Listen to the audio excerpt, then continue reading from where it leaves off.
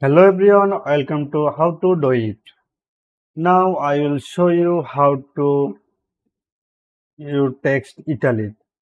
You can do with CSS also you can use HTML tag. Alright, so if you want to your font italic then you can do. Alright, so now I'll show you how to text your italic. You can write I tag, then you can put your content inside the I tag.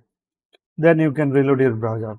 I think you see this text already italic now. So that's it. You can do according to my guideline. It is the easy process. Also, if you want to do italic, then you can just type on CSS like font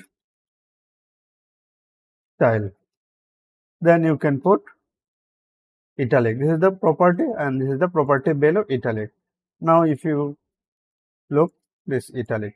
So that's it. And thank you for the watching. Please like this video and subscribe our channel. Bye bye.